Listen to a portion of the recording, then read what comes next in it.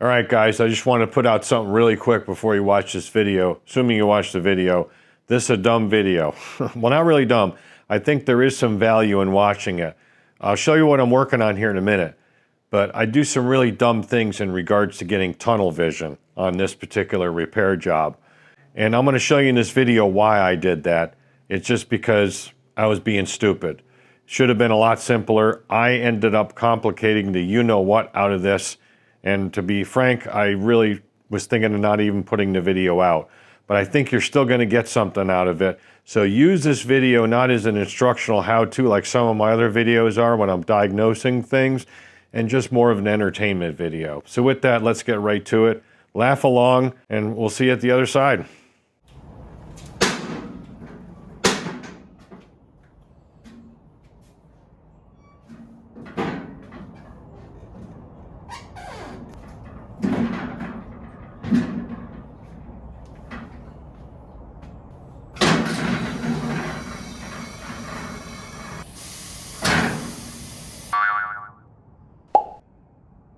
(2017) Roughhouse 50, made by some Chinese company, Motive Power Industry, something or other.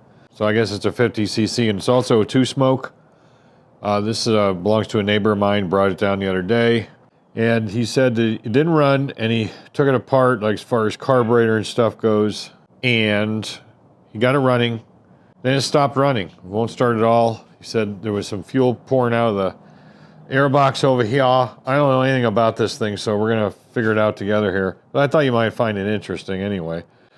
And 2017 two-stroke, it's pretty interesting. They even allow this to be imported in the US with the EPA and emissions. Anyway, this is what it does. Let me try to start it. Nothing, because I gotta hold the I gotta hold the brake. Maybe it does this. Hang on. Here we go.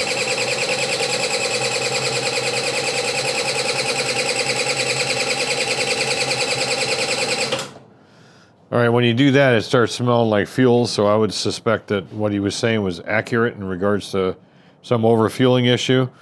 Yeah, I can smell it already. And we'll take a look back here, and you see there's a crap load of oil. So something is going on, probably in the carbitration. There is oil injection on it. The oil reservoir, I think he said, was up in here. And anyway, I don't know. The light sucks, I know, I'm sorry, but I got to get this done now. And so we're going to go ahead and start taking it apart. Let me get you set up better, and then we'll get into that. He left me a note when he brought it over, which is... hands don't work.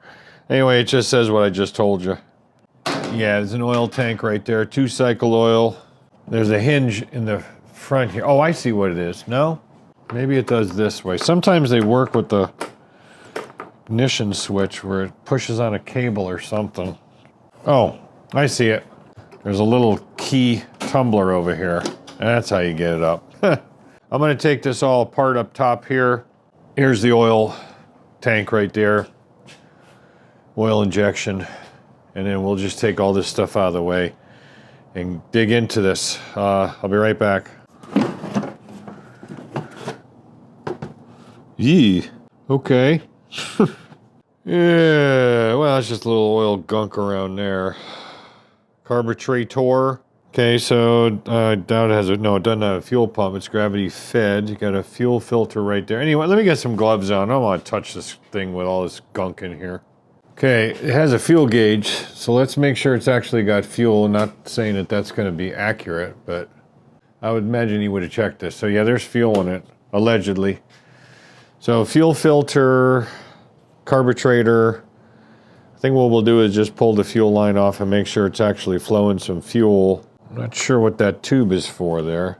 You know, I'm wondering if it's got some sort of a cutout, because if it runs low on oil in the tank, it won't run. But there's plenty of oil in this tank, but that doesn't mean that that circuit or sensor or what have you isn't malfunctioning.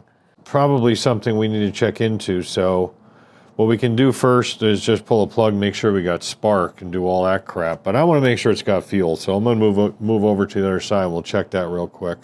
This is obviously a Honda clone because it's got the same type of, what do you call it, the automatic choke right here. What happens with these is usually it's like a bimetallic type deal. When you put electricity to it, it heats up, and one part stationary, one part moves, and it starts off with the essentially an enricher, a plug, you know, an enricher open, just typical to a regular carburetor. You know, it has a mechanical enricher, and then after it heats up for a while, it drops back down, and then closes it off. So that could be suspect. It's stuck open. We have to take a look at that. I'm just going to pop this fuel line off and make sure we got actual fuel here. If I can get that off. There it goes. Yeah, it's definitely dripping. Not very much, though. You would think it would come out more than that. Yeah, she's barely dripping. I don't know if you can see that or not. That thing's like barely dripping any fuel whatsoever. It's the best camera angle I can do for you right now, sorry. Yeah, it's, in fact, oh, you know what? He said something about oh, I see what it is. You know what? That's actually a good test.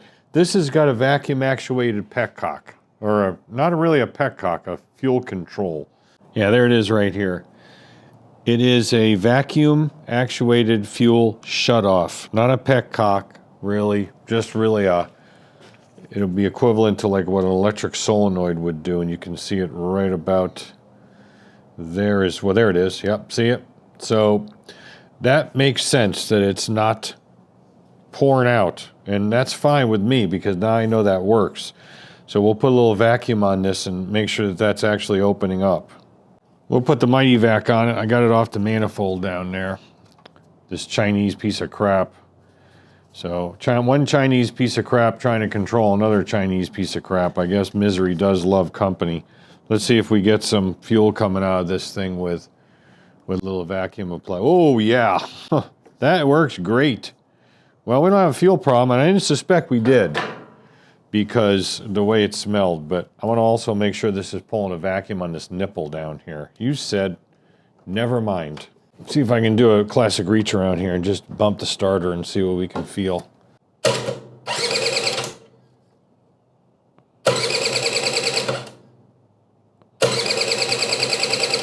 That didn't feel like it's got any.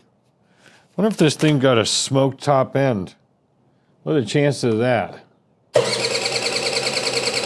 Yeah, it's got a little bit.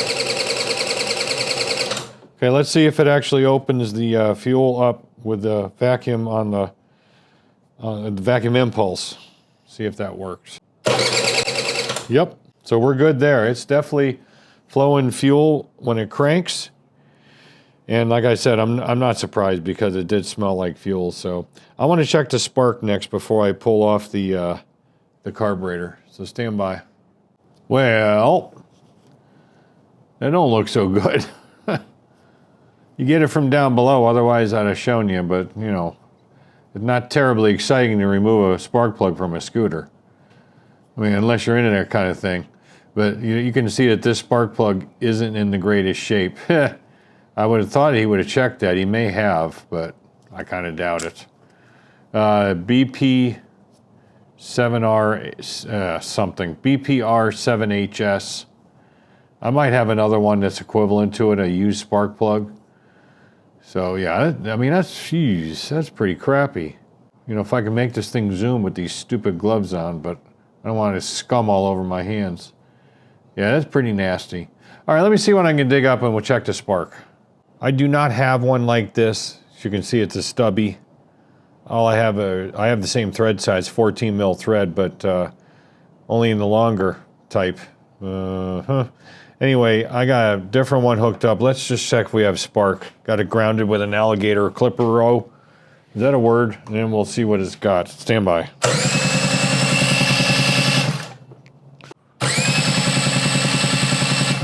I don't see jack shit. No, I don't see nothing. Okay. All right, I tried that with a different alligator clip because sometimes these alligator clips end up failing after a certain amount of years, being that they're made in the same place this piece of junk scooter is. And so this thing still doesn't have any spark. I'll try it with another spark plug just to make sure, but I'm pretty sure that this thing just doesn't have spark, which makes a lot of sense. All right, so just a couple of pearls of wisdom, take it as you will. on diagnosing kind of an electrical problem on one of these things, because I did do a second spark plug and a different spark plug, and it still has no spark. So we start simple. Now, you might think to yourself there, and I was thinking the same thing, there might be interlocks that are still engaged. In other words, an interlock will prevent it from doing something unless it has, you know, yes, yes, and then on a circuit goes to wherever it terminates. If it has a yes and a no, or a no and a no, it won't do it. But in this case, all we have for an interlock is we have to squeeze either one of the brakes and it'll crank. There's only one setting on the ignition switch, so there's not some funky Co-Medina going on there. And it does crank. And that could be certainly a different circuit than the ignition. So I said, well, I'm going to check powers and grounds. There's got to be some fuses in this thing, right? Well, yeah. Underneath the battery box case, there's your fuse, lady. Inside that little, you know, thing, broken into bits. Whether that's making a contact or not, probably not. I mean, I have to suspect that's a bad fuse. I mean, it sort of looks good. I mean, probably mint, but in this case, maybe we'll just throw a different one in just for shits and giggles and see what happens.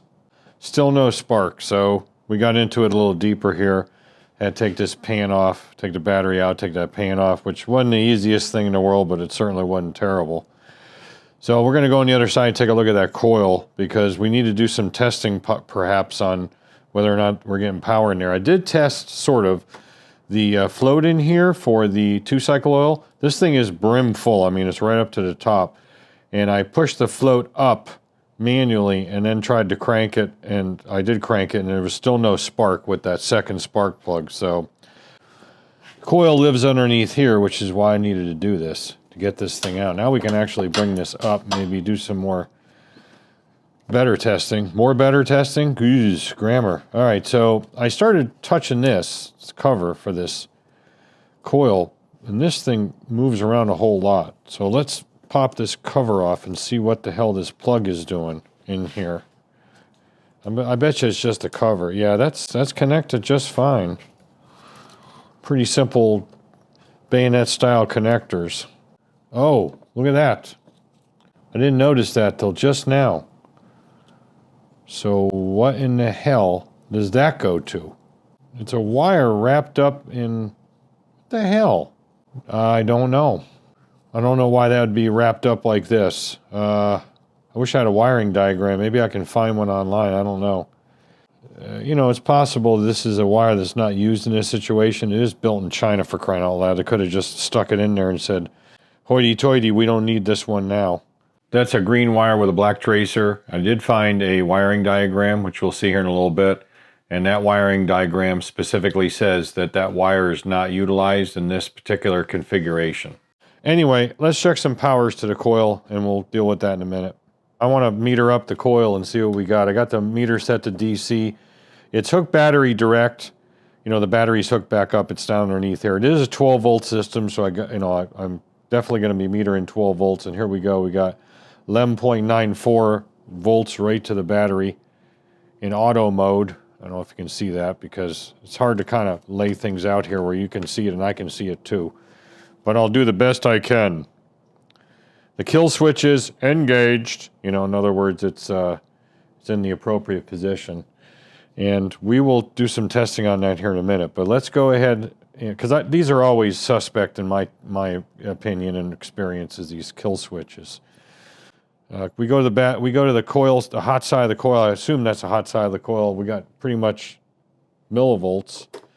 Let's turn the power off. We go to 0. And I do have the brake interlock hooked up with a zip tie to take that out of the loop. In other words, that circuit should be closed. Let's go to this side. And it does crank, or at least it should. Sometimes these things will only put power to the coil when it's cranking, so let's try that. I do have the vacuum hose unhooked again from that vacuum fuel switch. That way it doesn't keep letting fuel into the carburetor. So let's try this. What the hell? All right, folks, it's future me, and I'm going to interrupt this section, which is questionable diagnostics. And you scooter guys know what I'm talking about. If you work on these scooters, you're already saying to yourself, no, no, no, no, no, that's not where you need to go with this. I eventually get there, but I never shy away from making mistakes on my videos and on my channel. I think you know that if you watch my videos. So I would like to include some of it. I'm going to do an abbreviated version. I'm not going to do it full length all the time it took me to kind of go down, quote unquote, the wrong path here. But I want to show you what I did so you don't make the same mistakes. So let's go ahead and get on with it now, and then we eventually get to the solution, which you'll see in a little bit. Now that just jumped up, but it's still in millivolts. What's going on? Okay, I got you better now. So there we are. Now let's start cranking it again. Starter's screwed up, man. It wants to pop up and then it drops down, but it's all in millivolts. It does not have any... The voltage is definitely low. There's something going on with the voltage here. And you know what we could do here as well? Well, it doesn't really matter at this point. I got the spark plug up here now because I can get at this spark plug.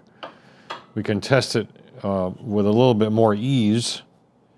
But it's kind of a moot point to do that if we don't have any power going to the friggin' coil. So let me dig into this a little bit more and think about it. So maybe I'll try to find a wiring diagram online because I just don't... I don't know. Maybe it has something to do with this green wire. I don't know, but I'd like to at least get some diagnostic service data. And if we can't find that, we're going to start doing it old school way. T&A, trial and error. All right, folks, you know things are getting real when I break out the Flug 289. I'll tell you right now that this repair project is definitely going off the rails a bit. I mean, I don't know if you can tell or not, but just by looking at it, but I pretty much don't know what I'm doing. And I'm really not trying to complicate things. I mean, when do I ever do that? So what I'm trying to say here, it's important to know when to say I don't know. And I said I don't know. So I started doing some research online. And I'll tell you right now that I've solved the problem, and I'll show you what it is here momentarily. But I wanted to explain my logical thinking as to why I took all this stuff apart. And my logical thinking was because I was coming at this from a false or incorrect premise. I was treating this like a motorcycle. This is not a motorcycle, this is a scooter. And it's not only a scooter, it's a Chinese scooter. So based upon that, you know that there's things that are not necessarily going to be all that clear and available as far as service data goes. And that is 100% the case on this guy. Now, I will get into the service data stuff here in a second, but the main problem I had here was, again, I was treating it like a motorcycle. And it does have some similarities, but as far as this goes, a motorcycle, you know, full-size bike like the Magna, Concourse, something like that, 80s, 90s, even 2000s, that has a stator and a separate regulator rectifier, or even a one-wire that has a field coil type like in the ZX-10 and the Bandit and things like that. I got my head wrapped around those, no problem. I can diagnose those systems in a heartbeat because I'm so familiar with them. But this is more of like a magneto system, because it's got a kickstart, and apparently it's designed to run without a battery being fully charged, because all the lights and stuff are powered off the AC side, as far as I can understand from the wiring diagram. And the wiring diagram is actually pretty clear on this one, but it's the only thing I was able to go off of because the service data that I mentioned before, you can find it on this particular model, but it's absolutely useless. Let me go over to the wiring diagram and show you what I was thinking. Okay, so here is a little zoom up part of the ignition switch part of the wiring diagram. This wiring diagram is actually pretty good, the one I found online. And I'm looking through this going, well, if this is like a motorcycle, which again, that was a incorrect angle or incorrect perspective to take in regards to diagnostics of the ignition system, then we should have power coming out of the ignition switch and going to the CDI unit, which is over here. There should be some sort of power. Now there is a red wire, but as you can see right here, it's labeled red for output, and that output goes right down to the coil. I think I may have mentioned that before, and if I did, I'm sorry, because I'm doing this days later and I'm not really sure what I already recorded. In fact, there is no 12 volts that goes into this CDI unit whatsoever. In fact, there's no DC that goes into the CDI unit whatsoever. Nothing. This is strictly powered right off the stator, which is down here. They call it a generator. Now, a generator, typically speaking, in my understanding, a generator generates 12 volts, or I should say generator generates DC, not AC. I know the terms are synonymous and used synonymously between generator and alternator. I've always understood a generator to generate direct current and not alternating current. This one generates alternating current. It actually generates alternating current from 3 different windings inside here. And this part is important. So pay attention, there'll be a quiz afterwards. Now right up here you can see where I got the little hand thing. I don't know why it's doing a hand. I was hoping it would do an arrow, but it's not. Right there where the little hand is, where the little fingers are sticking, there's a coil right there. That's a blue with a yellow wire. And that is the pickup coil. That is what tells the ignition to fire as far as timing goes. Down here, this white wire, well, it's a white and a yellow wire. It's essentially a 2-phase alternator for charging. So instead of 3, it's 2. And so what you have here is you have your AC voltage coming out, which will go to your voltage regulator over here. There must be some rectification in there, obviously, and it gets rectified to DC and also regulated so it can charge the battery. Now, the middle coil here is the exciter coil, and this is the part that I didn't understand. This is an exciter coil circuit. This would be, B is actually black in this case. BL is blue, so it's a black with a red wire. And it follows black with a red all the way over to the CDI unit. And I kept looking at this wire going, I don't understand why this thing doesn't have some sort of power on it. And again, nothing's got power on it going into the CDI unit. And I just could not figure that out. Again, that's why I tore all this apart, started chasing wires from the ignition switch. And also up here, the stop switch, because like on a motorcycle, what interferes with the ignition as far as to shut it off when you hit the kill switch or stop switch is at that switch there. It interrupts that voltage and current flow to the ignition side or the coils, and then it shuts the engine down. And in this case, it sort of does that as well. But I'm looking at it again as like it's a motorcycle with direct current with, you know, DC voltage, 12 volts. And I couldn't find any up here as well. And we look at this generator, and this is the whole enchilada right here, the generator. And this is what does everything. If this ain't working right, it don't run. Of course, the CDI unit over here does play a role, but in reality, my understanding from research online, these typically don't really go bad a lot, even on these cheap Chinese scooters. Nor does the pickup coil, which is up here, and nor does the exciter coil. The stator, I don't know. I really didn't see any literature on that as far as reliability goes. So let's go over to the bike here and I'll show you the literature I did find from a website called 49ccscoot or scooter.com, link in the description. They were very helpful. Okay, first of all, I watched a video that was produced by 49ccscooter.com on diagnosing the ignition systems on these typical Chinese scooters. And this kind of goes across all the different manufacturers. I guess they're probably done about the same. And what I did was I went through and I wrote down what he said was he demonstrated the testing procedure of the pickup coil and the exciter coil. And I know my handwriting is not the greatest here, but I was just scribbling it down. Of course, my handwriting is not good anytime. But anyway, on the pickup coil, he said if I look through 3 or 4 different service manuals for different, Chinese scooter manufacturing brands, he comes up with a whole variety of ohm readings or resistance readings, which is part of the stator. This is essentially a winding inside the stator. That's what the resistance would render when you tested it, isolated from the rest of the circuit. You unplug it and test it to ground. And so I was testing that, and initially I'm like, well, I sort of get somewhat in that range. But he said the most important thing to test, the most reliable and accurate, is the AC voltage output on that particular coil. The same is for the exciter coil, but we'll get there in a second. Now he said 0.3 to 0.5 volt AC on the pickup coil, which is the blue with the yellow, which is what it is on this as well, is what he's looking for. So let's hook up and I'll show you what I got on that circuit, and then we'll go over to the exciter coil circuit, and then we'll show you what the solution was. All right, so if you're going to do a diagnosis like this, you got to be able to find the plug that comes off the stator. And it's actually pretty easy to find because you can trace it from where it penetrates down outside the actual engine case where that comes out. It comes out in this one and down the bottom and wraps around and comes up.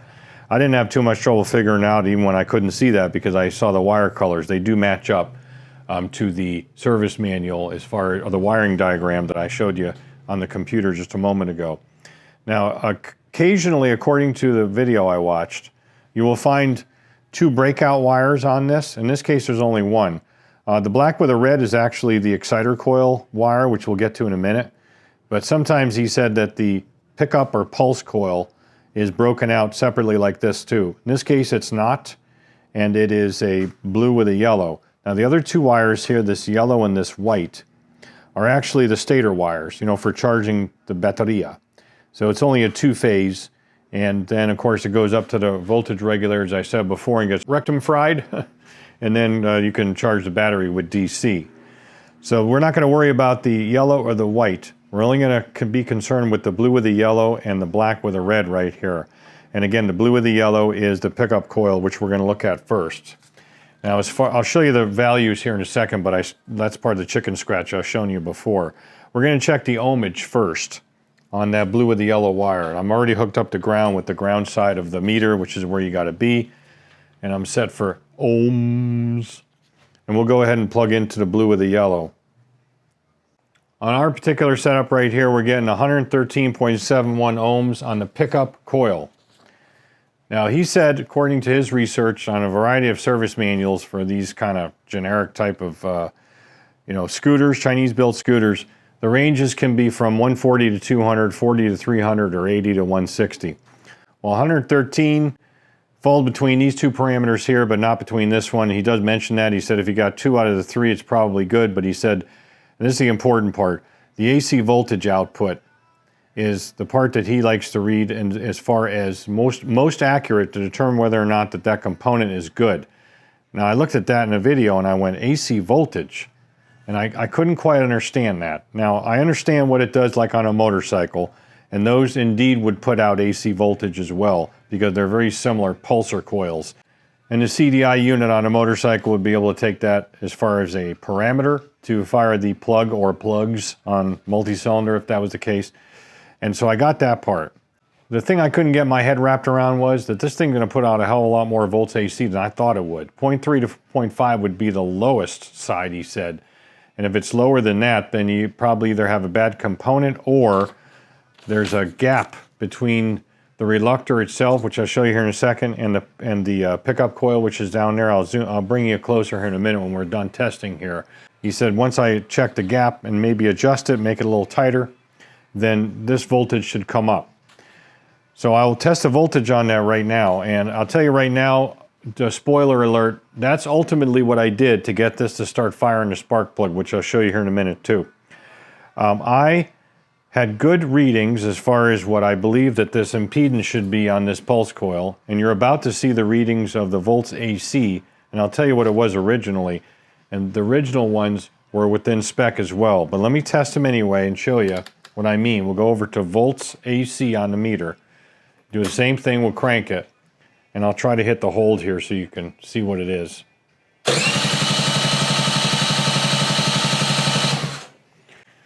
Now it's ranging between 1.12 and 1.19 or so, but that's higher than it was before. Now what I had before was still way over 0.3 to 0.5 volts AC. I had like 0.7, 0.8, and I said, well, that's got to be good. I've got good impedance as far as these two go, and I've got good volts AC because it was like 0.7, 0.8, 0.9, something like that. And I left that, and I said, let me go over to the exciter.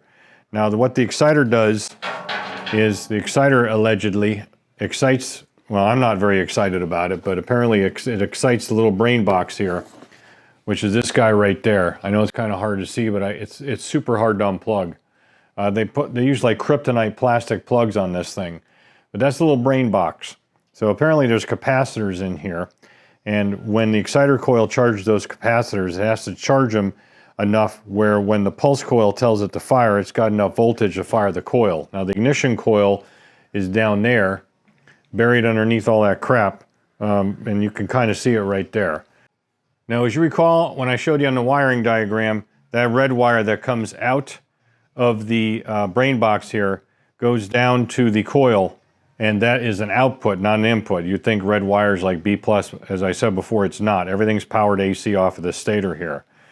So when the exciter coil, which is down inside the stator windings, there's a separate winding in the stator, when that thing energizes the brain box and charges those capacitors up, It's up to the pulse coil at that point, and the little brain box has to sense when the appropriate time for it to send the voltage down to the coil down here, AC voltage apparently, to get this thing to fire, because again, I can't find any DC on any of these readings that I was testing. That's why the thing's all apart. I'm trying to say, where's the freaking DC voltage? And there ain't none. And again, that's part of my error in premise, or how I was attacking this problem. When I hook up to the exciter coil, we also have an impedance and a voltage reading. So let's test that right now, and I'll show you what that is. That is the same as it was before. Okie doke, we go over to ohmage first, and we'll switch over to this red with a black. Just kind of shove it in behind the like little condom that goes over it to insulate it. And we're coming up with 0.67 kilo ohms. So that's basically 670 ohms. The ranges are 5 to 600 according to his literature, or 350 to 450. So it's out of spec on both of these. So I said, oh crap. But again, he said the real important reading is, what's the AC output? If it's at least 50 volts or more, then that coil is good. So I said, well, let's go ahead and test that. So I did this before, and I'll show you what I did. Again, it's the same as it was before. I'm already on there. We'll go ahead and crank it, and I'll show you what it is. See if I can grab the hold again.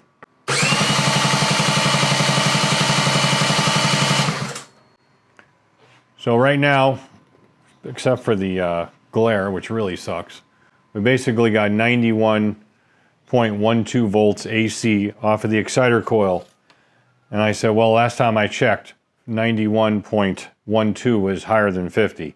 You know, basically, to hell with the resistance readings on that, because we have great AC output. So this thing should be charging the capacitors inside the little brain box here. Remember, that little brain box down in here, just fine.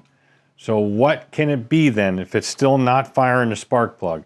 If the pulse coil down here is doing its thing and the exciter coil is doing its thing, why the hell isn't this thing working? Well, we still have one other possible candidate for a problem, which would be the ignition coil itself, or certainly the CDI brain box up in here. But I was not convinced that that was the problem. So I mentioned this before. This is the pickup right here. And it's very similar to pretty much any motorcycle out there.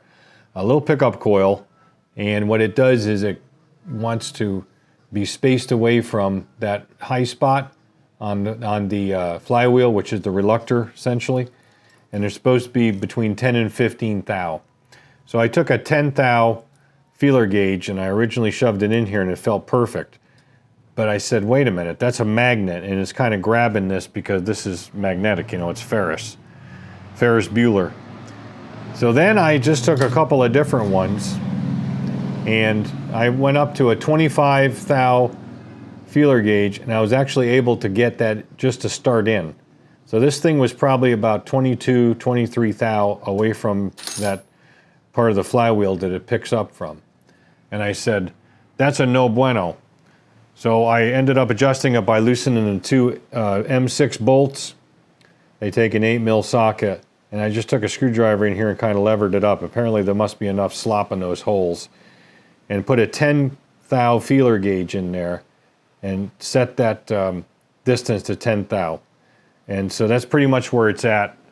And so let me show you what we got as a final result. Well, you saw one final result when we did the pulse coil AC output. It's much higher than it was originally when that was further away, which is something he said in the video. That's how you get that voltage up.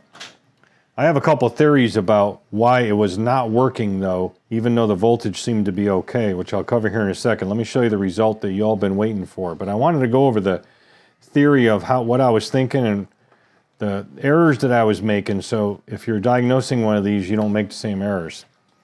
So let's go bring you down here to the spark plug, and we'll go ahead and get a ground going. This is not the correct plug, but it's just a test plug. I'll show you what we got.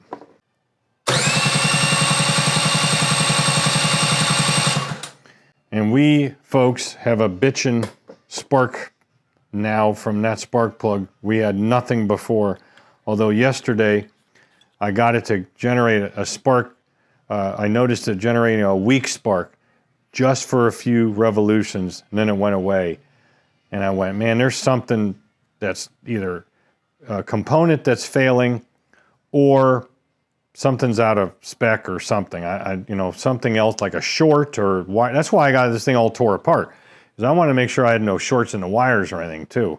At least that's a story I'm going to tell you, because I just didn't know what I was doing. With that spark we got now, this thing is going to run no problem, I guarantee it. We'll just clean up the original spark plug because I don't have another one to replace it. And then we'll stick it back in and see how she fires. We'll do that here momentarily. We don't have to put everything back together for that. So anyway, this is my theory. Why would it not fire and provide a good spark with a pickup coil AC, with a resistance that was within 2 of the 3 parameters that he cited, and an AC voltage that was certainly well above the 0.3, 0.5? Why did it need to be at like 1.14, whatever it turned out to be there, instead of like 0.8, 0.9? I think it has to do with noise. Now I have a little oscilloscope here, but I forgot how to use it, the little pocket oscilloscope, and I tried to hook that up yesterday. It would be really nice to figure that out and put it on the pulse coil circuit, see if it's a square wave or whatever the hell it is. I don't know. My theory is, even though it was generating decent voltage, with that spacing so wide, I think that it was a noisy signal. I don't think it was too weak. I think it was too noisy for the little brain box to actually utilize to see that it's an actual pickup, a signal to fire the spark plug. That's just a theory, and if I can figure out how to do that, I'll hook this thing up. But I would rather just fire it up for you right now and show you how it runs, and then we can always deal with that later. Where's the button?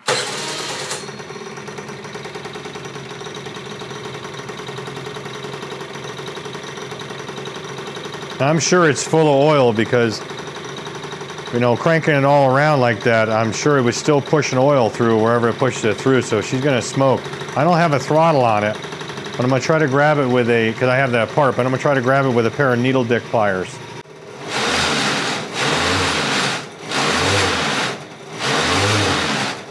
Well, I do have the back brake on. Maybe I should probably take that off because I have it locked. Yeah, I don't want to burn something up. Hang on, let me switch that. I'll turn the ignition on. This guy's an idiot, I swear. Now it's better.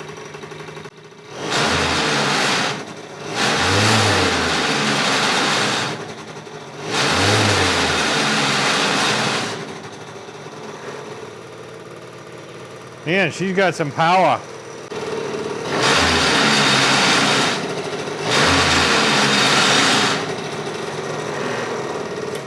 All right, I have this cover off, obviously, for the stator, and that is where the fan is, and that's what blows the air over the cylinder head, so I don't want to run it too long. But you get the idea that she's definitely a runner. And like I said, I don't want to overheat her, because there's the cover right there, and the fan is right there. Yeah, so I'm happy with that. Now I'll have to check the charging system once I get everything back together as far as the engine button up. I'm not going to show any of that.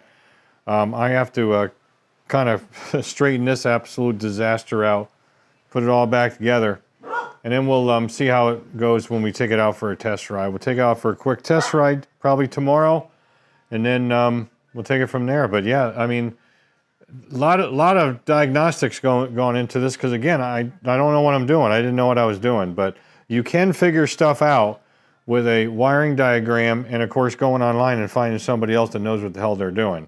So I think you can see what I was talking about in regards to tunnel vision. I'm going down the road of this being like a motorcycle ignition system and not what it actually is.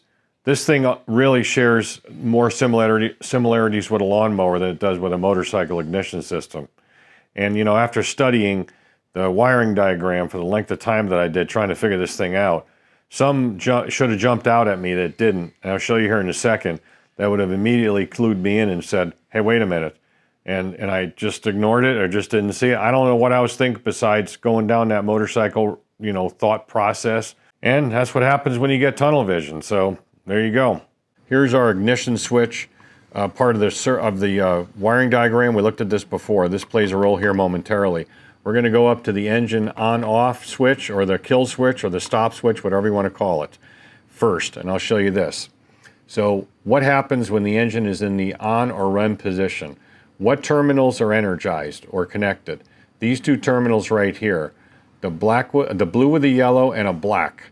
Now this blue with the yellow is the one that comes off the pulsar coil, and it actually bifurcates here into two places. It goes here through a little connector, and then up through, goes up here, and then this is where it bifurcates into the ignition switch, and then comes back out as the blue with the white, and that goes into the CDI box. So that's where that goes. All the ignition switch does on that circuit is simply provide a circuit completion or a pass-through for this pulsar coil as far as the signal going through it. But what is this bifurcation where this wire goes up to here? Because typically on an adult size motorcycle, this would essentially control the DC voltage going to the coils, or coil, depending on what size engine it is. And without that, the engine won't run. But in this case, I don't have that. It doesn't go to the coil. It comes off the pulsar coil. It doesn't go to the ignition coil, I should say. This wire right here, this black wire, and it continues black all the way over to here, is the frame ground. So in the off position, when this engine switch or kill switch is in the off position, these two terminals are connected, and that means that the pulsar coil signal, the blue with the yellow, goes directly to ground. And what other type of engine does exactly the same thing to stop the engine or to shut the ignition down? And that would be a lawnmower. A lawnmower or other type of small engine does exactly the same damn thing. Whether you're grounding the spark plug or you're grounding at the coil, that's exactly what happens. And I'm like, you got to be kidding. And I looked at this and kept asking myself, why does it not come up through the kill switch or engine stop switch and then come back through and go through this way, yada yada? Well, that's because it ain't an adult-sized motorcycle that's set up that way. And I really should have seen that. That's what tunnel vision does to you. It takes you down a road and it makes you ignore the stuff that's obvious. And that's pretty obvious. Now, over here, as far as the start switch goes, cranking, engine cranking, this is the other side of this switch, just for reference. This green with a white wire is actually hot all the time, even with the key switch off. Comes off the starter solenoid. So this comes out, goes up to the start switch, which is a normally open momentary switch, and it goes between these terminals when you push the switch. And that terminal goes green with a white to this black with a white, which is inside the little, switch housing, if you will, up on the handlebar. And then what happens in the on position? Well, in the on position, all it does is make the connection between this terminal and that terminal, which again is ground. So it's simply grounding or finding a termination path for the starter crank circuit, so that will allow the starter solenoid to actually engage and crank the starter. But in the off position, as I showed you before, these two terminals are connected, so it won't crank and it won't run because our pulsar coil is grounded. I should have realized that. I should have seen it. I should have understood it, and I didn't, and that's because I got tunnel vision. So I just wanted to show you that. Hopefully you don't make the same mistake. So I figured I would go ahead and play with the oscilloscope off camera and figure out maybe if I can pick up a waveform off of that pulse coil or a pickup coil, just see what it looks like, even though I have no idea really what I'm doing. After I played with it for a while, it's a single channel oscilloscope, I was able to get some waveform data out of it. And as you can see, I did it in 10 millisecond, and also I'll show you 2 millisecond divisions. Now when you look at the 10 millisecond division, it just kind of looks like a coil spike, which kind of makes sense because it's a pickup coil. But when I go into 2 millisecond division, now I don't know a whole lot about this except for what I've watched on University of YouTube. But that waveform looks pretty solid, and when you're running it at idle for a while, it stays consistent. And that's both in the 10 millisecond and the 2 millisecond divisions.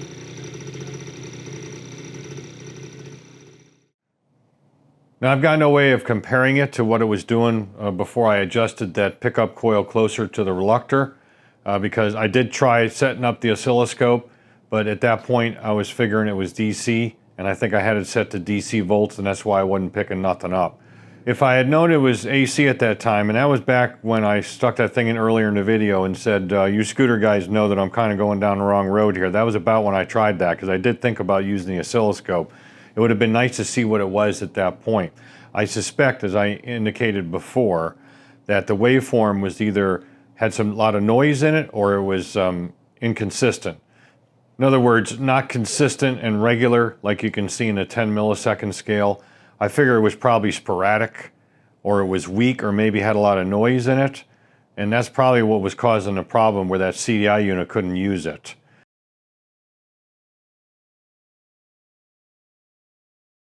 So that most likely that's the case, because I did have one period of time where I had an intermittent spark, but very, very weak. So now that we got good strong spark, good strong signal going to that CDI unit, and it's nice and regular, and we verified that in this little oscilloscope. This is the first time I've actually used it, so I'm going to learn a lot more about it, because this will help in diagnostics like this in the future when I don't have service data in particular. If I had a picoscope and I knew how to use it, and like other guys on YouTube do, I would have been able to go right to it and figure out, okay, there's a problem in that pulse signal. So it's just another tool in the toolbox that we'll explore later, or further I should say, in later videos. I guess the end justified the means, right? I guess who cares as long as it's fixed, which it is. And you saw how it ran, and it runs pretty damn good. But you know, it's real easy sometimes to go down the wrong road on something. You just get tunnel visioned out, and you think it's one thing, and it's not. So like I said at the very beginning of this video, I didn't even think I was going to put this up because it was so dumb. But I don't have a problem making myself look like an idiot. You know that. I do it all the time. And if you learn something from it, like I did, then it's all worth it. So stick around. You get to see me make a fool out of myself more. We got other things coming up. Until then, as always, thanks for watching. Don't just repair, restore. We'll catch you on next video.